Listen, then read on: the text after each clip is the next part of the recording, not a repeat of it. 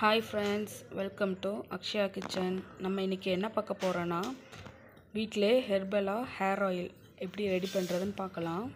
அதுக்கு நான் இப்போ ட்ரெண்டிங்காக போய்கிட்டுருக்க ரேபிட் பிளட் எடுத்த துணி எடுத்துருக்குறேன் பாருங்கள்.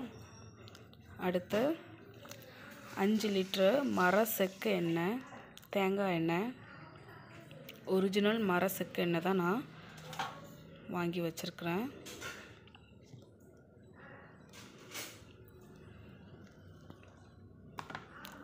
மொத்தம் 5 லிட்ரு வாங்கி வச்சுருக்கிறேன். அதுக்கப்புறம் 1/4 லிட்ரு விளக்கெண்ணெய், அப்புறம் 1/4 லிட்ரு நல்லெண்ணெய் வாங்கி வச்சுருக்கிறேன். இது எல்லாம் நம்ம இது கூட சேர்க்க போகிறோம். அதுக்கப்புறம் நம்ம என்னெல்லாம் பொருள் வச்சுருக்கோன்னு பார்க்கலாம். இது ஆளி விதை, நம்ம ஹேர் க்ரோத்துக்கு ரொம்பவே ஹெல்ப்ஃபுல்லாக இருக்கும். அப்புறம் வேம்பாலம் பட்டை, அப்புறம் ரோஸ்மேரி பாருங்கள். அதுக்கப்புறம் உங்கள் எல்லாருக்குமே தெரியும் வெட்டி வேர் தான். அதுக்கப்புறம் ஆவாரம் பூ நல்லா காஞ்சது நான் வாங்கி வச்சுருக்கிறேன். அதுக்கப்புறம் ஃப்ரெஷ்ஷாக உள்ள செம்பருத்தி இலை, செம்பருத்தி பூ, அப்புறம் துளசி இலை, அப்புறம் ரோஜா இதழ், வேப்பிலை, கருவேப்பிலை, அப்புறம் மருதாணி இலை, அப்புறம் நெல்லிக்காய், கொய்யா இலை. கொய்யா இலையும் ரொம்ப ரொம்ப நல்லது தான். அப்புறம் இது வெள்ளை கரிசலாங்கண்ணி இலை.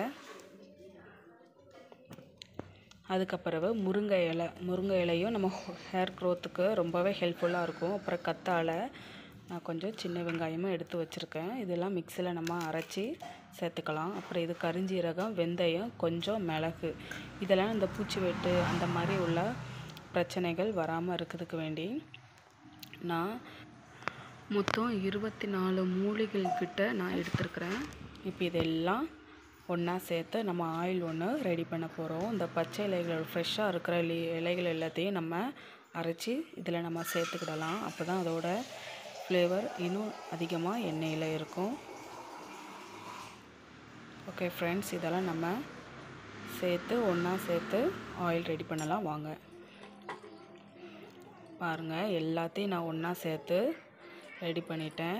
பாருங்கள், நல்லா இந்த வேம்பாலம் பட்டையோட கலர் தான். நல்லா எண்ணெய், நல்லா தேங்காய் எண்ணெய் கொதிக்கும் போது அதோட ஃப்ளேவர் அப்படியே ஆயிலில் இறங்குது. நல்ல கலர் சேஞ்ச் ஆகுது, உங்களுக்கே பார்த்தாலே தெரியும். மற்றபடி இதில் எந்த ஒரு கெமிக்கல்ஸ் கலர்ஸ்னு எதுவுமே நாங்கள் இதில் ஆட் பண்ணலை. பாருங்கள், நல்லா கொதிச்சிருச்சு.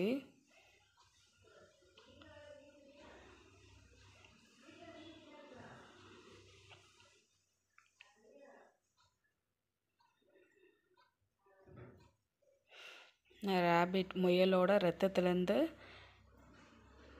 எடுத்த அந்த துணியையும் நான் இதிலே நான் சேர்த்துருக்கேன். அப்படியே நான் சேர்த்துட்டேன்.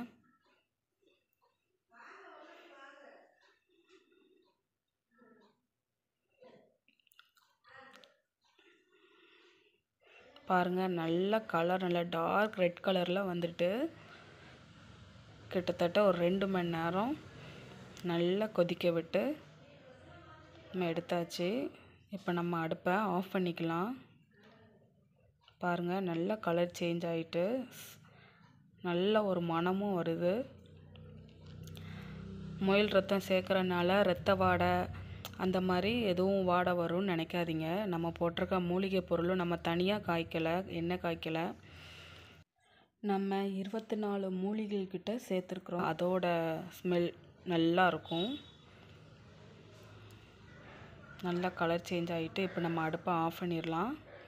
அடுப்பை ஆஃப் பண்ணிவிட்டு ஒரு 2 நாள் வரைக்கும் நல்லா ஊற விட்ட பிறகு நம்ம பாட்டிலில் இதெல்லாம் பேக் பண்ணிக்கலாம்.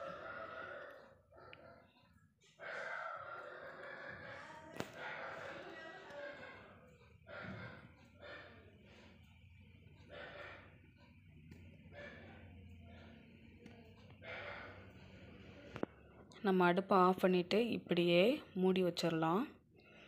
வெறும் தட்டு போட்டு மூடாமல் துணியை போட்டு மூடி வைங்க. 2 நாளுக்கு அப்புறம் இதை நம்ம பேக் பண்ணிக்கலாம்.